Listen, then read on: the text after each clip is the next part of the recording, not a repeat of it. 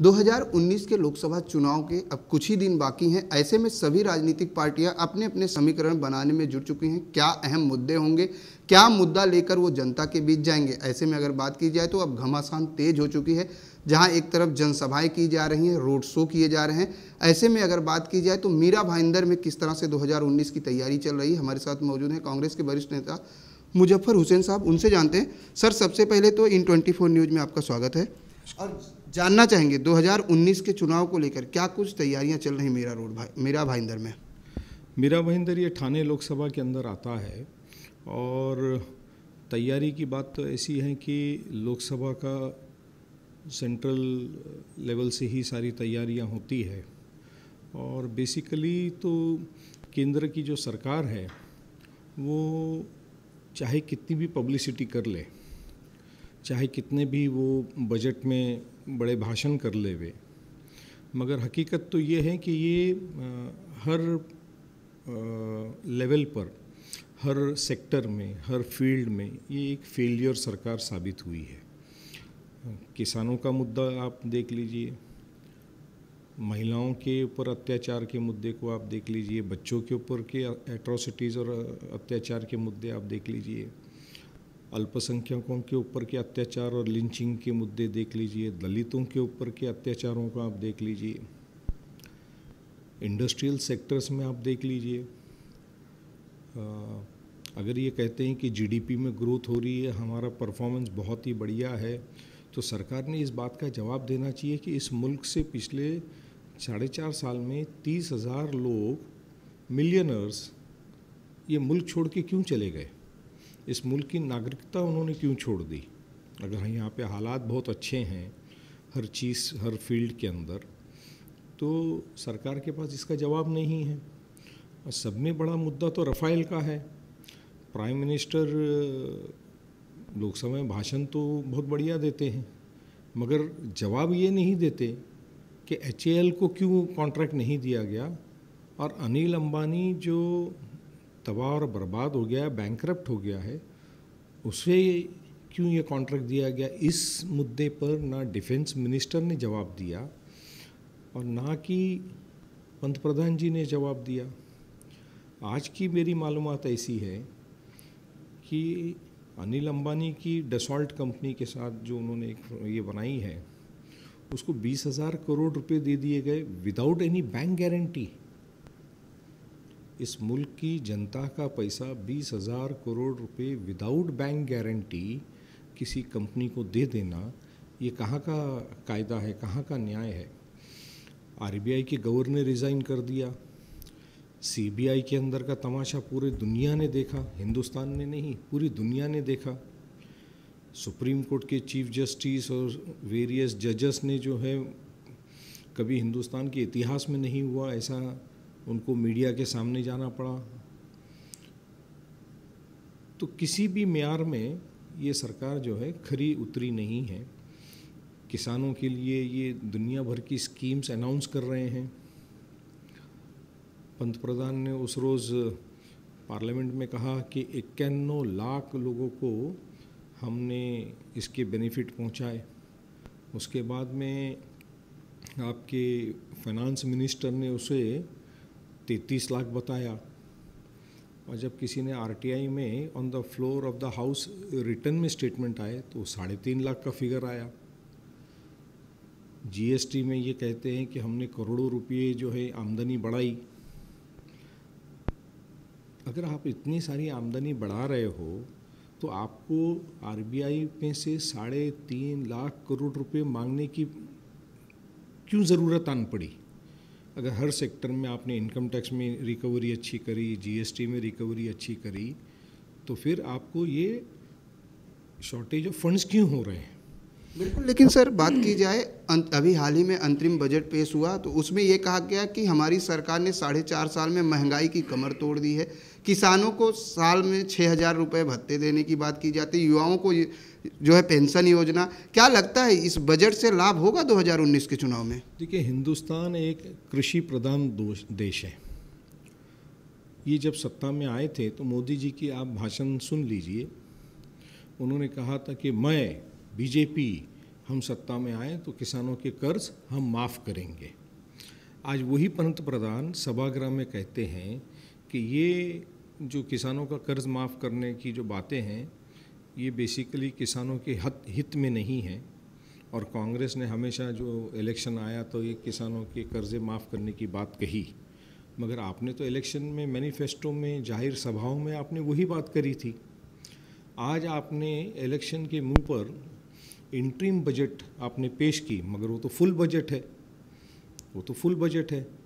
कहीं पे भी इस तरह का प्रावधान नहीं है कि इंटरिम बजट इस तरह से दिया जाता है। ठीक है, किया आपने किसानों का मूल्यमापन क्या किया है? 17 रुपये, 6,000 रुपये एक किसान को, घर में 5 सदस्य हैं, 6 सदस्य हैं, 4 सदस्य हैं, 17 रुपये पर डे, मतलब मिनिमम वेजेस एक्ट में भी उससे ज़्यादा रकम बताई जाती है। आपने उससे नीचे जा कर के किसानों के ऊपर जो है एक तरह से अन्याय किया है, उनकी बेइज्जती करी है। अगर आप कहते हैं कि कृषि में हमने बहुत अच्छी ग्रोथ करी, तो मैं आपको बताना चाहता हूं कि 4% की ग्रोथ कांग्रेस के यूपीए की सरकार मनमोहन सिंह जी के वक्त में थी। एनडीए की बीजेपी की सरकार में 2% पे आ गई है। अगर आपने कृषि क्षेत्र में, एग्रीकल्चर सेक्टर में इतनी योजनाएं आपने निकाली, तो क्या वजह है कि ग्रोथ नहीं हुई है? मौसम, वेदर, पानी आपने खुद ने जाहिर किया है, उठा करके देख लीजिए कि मौसम बहुत अच्छा हुआ है, ये कल्टीवेशन बहुत अच्छी हुई है, रिजल्ट्स बहुत अच्छे हैं। तो फिर ऐसी बात क्या है कि आपकी एग्रीकल्चर सेक्टर की ग्रोथ नहीं हुई।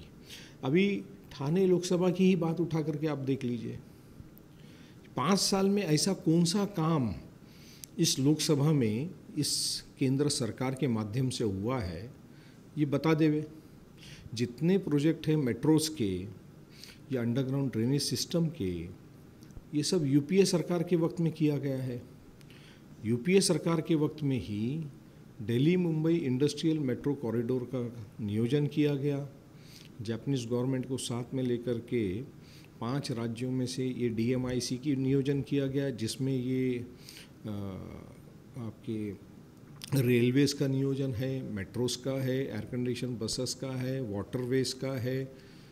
ये सारा नियोजन, जितने पोर्ट्स का नियोजन इन्होंने उसका भूमि पूजन किया, उद्घाटन किया, ये सारे यूपीए के सरकार ने किया। लेकिन सर, जिस तरह से विकास का एजेंडा दे रही है, क्या लगता है कि इन 5 सालों में विकास हुआ है देश का? देश का विकास, वही तो मैं कह रहा हूँ, देश का जीडीपी नीचे गया, एग्रीकल्चर सेक्टर नीचे गया, नौकरियां नहीं। यहाँ 2.5 करोड़ से ज़्यादा लोग जो है बेरोज़गार है, 7 करोड़ के करीब बेरोज़गार है। ये स्टैटिस्टिक्स तो न्यूज़पेपर में ही छपा है, क्योंकि गवर्नमेंट तो कुछ बताती नहीं है। तो ये जो भी स्टैटिस्टिक्स रिपोर्ट्स आ रही है, न्यूज़पेपर में आ रही है, मैगज़ीन में आ रही है, तो अगर आपका ग्रोथ हुआ है, आपने विकास किया हुआ है, तो आपकी जीडीपी ग्रोथ नहीं हुई, एग्रीकल्चर सेक्टर के अंदर ग्रोथ नहीं हुई, इकोनॉमिक रिफॉर्म्स नहीं हुए, आरबीआई से 3.5 लाख करोड़ रुपए मांगने की बारी आ गई, आपने डसॉल्ट का राफेल का डील जो किया है उस पर आप मुद्दे पे बात करने को तैयार नहीं हो। भाई लोगों ने आपको 5 साल की सरकार बहुमत पे दिया, आप अपना काम बताइए ना। आप तो आज भी वही बोल रहे हो कि 55 साल में कांग्रेस ने कुछ नहीं किया, तो भाई लोगों ने आपको दिया था ना चुन के। क्योंकि सदन में मोदी जी यही कह रहे हैं कि अगर पिछली सरकार ने काम किया होता तो हमें काम करना नहीं पड़ता। सर, लेकिन अगर बात की जाए तो एक तरफ मोदी जी दक्षिण मिशन में है, दौरे पर दक्षिण भारत में है, और ऐसे में अब प्रियंका गांधी जी की कांग्रेस में एंट्री हो चुकी है, आज से उनका यूपी दौरा भी शुरू हो चुका है। क्या लगता है कि प्रियंका जी का एंट्री जो है, प्रियंका जी की जो वापसी है कांग्रेस में, क्या लगता है परिवर्तन होगा?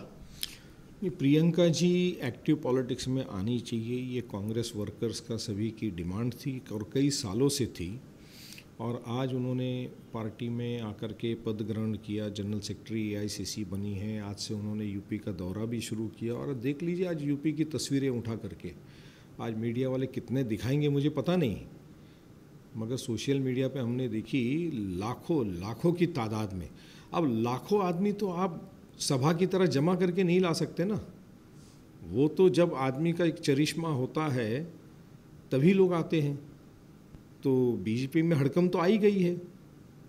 लेकिन एक तरफ ये भी कहा जा रहा है कि कांग्रेस में कोई सक्षम लीडर नहीं था जिसकी वजह से प्रियंका को लाना पड़ा, इसको क्या किस तरह से देखते हैं? अभी ये सक्षम अगर नहीं है तो आपको उस पर टीका टिप्पणी करने की क्या ज़रूरत है? आप चुप बैठिए, जनता नकारेगी ना। आप क्यों टीका टिप्पणी कर रहे हैं? मतलब आपको कहीं ना कहीं उस बात का डर है। बिल्कुल 2019 में लोकसभा चुनाव की अगर हम बात करते हैं तो केंद्र से होता है, लेकिन अगर हम बात करें तो महाराष्ट्र सरकार के भी अब कुछ ही दिन बचे हैं, अक्टूबर में 5 साल पूरे हो जाएंगे। ऐसे में अगर हम मीरा भाईंदर की बात करें, विधानसभा की बात करें, तो कितना विकास हुआ है मीरा भाईंदर का?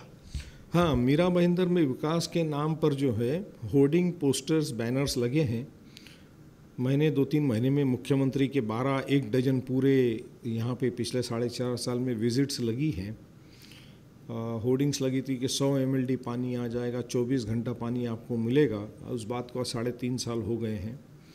मुख्यमंत्री ने यहाँ पे जो बसेस हमने लाई थी, उन बसेस का इनॉग्रेशन उन्होंने किया। वो बसेस 100 बसेस सड़ गई, उसके सामान चोरी हो गए, ना उसका डिपो बना, ना वो बसेस सड़क पर चली, ना उसका कॉन्ट्रैक्ट और टेंडर फाइनल कर पाए। म्यूनसिपैलिटी में ये बात पक्का हुआ है कि जो लोग पानी का टैक्स 7 रुपया भरते थे वो 14 रुपया हो गया है, 15 रुपया हो गया है, 20 रुपया हो गया है। और ये भी हुआ है कि ग्रीन ट्रिब्यूनल ने म्यूनसिपैलिटी को करोड़ों रुपए की पेनल्टी लगा दी। ये भी हुआ है कि जहाँ पे जिस शहर में 6-7 हज़ार रिक्शा चलते थे वहाँ 12 से 15 हज़ार रिक्शा चलने लग गई है। ये भी हुआ है विदाउट लाइसेंस और बैचेस के रिक्शा चल रही है। पुलिस इस शहर में है या नहीं है, ये तो बड़ा ही प्रश्न चिन्ह लग गया है, क्योंकि जितनी आउटपोस्ट पुलिस स्टेशंस हम लोगों ने बनाई थी, आप मीरा भाईंदर शहर में घूम के देख लीजिए, सारों पे ताले लगे हुए हैं। शाम के वक्त में आज मीरा भाईंदर में आदमी रास्ते पे चल नहीं सकता है, क्योंकि हॉकर्स जो इस शहर में 3,500 थे वो 20,000 हॉकर्स हो गए हैं। तो काम तो बहुत हुआ है। यानी भ्रष्टाचार मुक्त भारत का जो सपना था वो साकार हुआ है या निराकार हुआ है? नहीं, अभी जैसे दिल्ली में कहा जा रहा है कि भाई चौकीदार चोर हैं, तो यहाँ भी शहर में लोग कहने लग गए हैं कि भाई मीरा भाईंदर का चौकीदार भी चोर है। अभी हाल ही में जब हाउस टैक्स के अंदर आप ऑलरेडी सॉलिड वेस्ट मैनेजमेंट का टैक्स ले रहे हो, आप वृक्ष कर ले रहे हो, आप एजुकेशन टैक्स ले रहे हो और दुनिया भर के टैक्सेस आप ले रहे हो, और उसके बाद में आपने स्वच्छता का टैक्स लगा दिया है, और उससे भी पेट नहीं भरा तो आपने अभी गार्बेज टैक्स, जिसको हम गब्बर सिंह टैक्स कहते हैं, वो लगा दिया है इन्होंने। और उसका कोई भी तरीके का जो है इनके पास ब्यौरा नहीं है, खुलासा नहीं है कि जितना टैक्स ये जमा करते हैं, 1200-1300 करोड़ रुपए का बजट इस कॉरपोरेशन का है, तो पैसे जाते कहाँ हैं? वो पैसे जाते कहाँ हैं? तो शहर में विकास अगर इन्होंने किया है तो काम तो दिखना चाहिए ना, काम बोलता है। हम लोगों ने अंडरग्राउंड भाईंदर वेस्ट से भाईंदर ईस्ट का सबवे बनाया, उसका इनॉग्रेशन इन्होंने किया। हमने रेलवे स्टेशन मीरा रोड बनाया, उसका इनॉग्रेशन इन्होंने किया। हमने बसेस ला के खड़ी करी, उसका भूमि इनॉग्रेशन इन्होंने किया। हमने जो 100 mld पानी की MMRDA में पानी की स्कीम डाली थी, उसका भूमि पूजन इन्होंने किया। तो इन्होंने किया क्या? मतलब तो शुरुआत कांग्रेस ने की और रिबन जो है बीजेपी ने काटा। नहीं, खैर उसको हमको दिक्कत नहीं है, क्योंकि ये तो लोकतंत्र है, ये डेमोक्रेसी का एक हिस्सा है, ये लोकतंत्र का हिस्सा है कि भाई जो सत्ता में रहता है वो उसका इनॉग्रेशन करता है। अच्छी बात है, इन्होंने इनॉग्रेशन तो भी किया। वरना सीवरेज ट्रीटमेंट प्लांट आप देख लीजिए, इस शहर में सीवरेज ट्रीटमेंट प्लांट 4 साल से 4.5 साल से बन के तैयार पड़े हैं, मगर इनको वो सीवरेज ट्रीटमेंट प्लांट को इनॉग्रेशन करने की भी फुर्सत नहीं है। STP को चालू करने की इनके पास फुर्सत नहीं है। उसके विविध कारण हमारे सामने आते हैं कि भाई कॉन्ट्रैक्ट हमको चाहिए, सेना वाला बोलता है कि कॉन्ट्रैक्ट हमको चाहिए। तो ये चल रहा है शहर में। 2019 के लोकसभा विधानसभा के क्या एजेंडे होंगे कांग्रेस के, अगर मीरा भाईंदर की बात करें तो? नहीं, लोकसभा तो देखिए पूरा ये यहाँ से लेके न्यू बॉम्बे तक जाता है। जैसा मैंने आपको बताया कि लोकसभा के अंदर तो राष्ट्रीय मुद्दे चलते हैं, अनएम्प्लॉयमेंट चलेगा, एजुकेशन का चलेगा, ये तमाम चीज़ें जो है मुद्दे हैं ये सारे चलेंगे। और विधानसभा के अंदर तो जो है मीरा भाईंदर की जो परिस्थिति है जनता के सामने है वही चलेंगे। क्या विकास, एक तरफ तो सबका साथ सबका विकास का नारा दिया जाता है, तो मीरा भाईंदर में कांग्रेस की तरफ से क्या नारा दिया जाएगा? सबका साथ सबका विकास तो इन्होंने भी केंद्र के इंटरिम बजट में भी बता दिया, 4.5 साल में इस राज्य सरकार ने भी बता दिया कि हम माइनॉरिटी के नाम पे माइनॉरिटी कमीशन बना रहे हैं, मौलाना आज़ाद कॉरपोरेशन का चेयरमैन बना रहे हैं 4थे साल में। लेकिन फंड हम नहीं दे रहे हैं, और वही केंद्र सरकार ने किया है।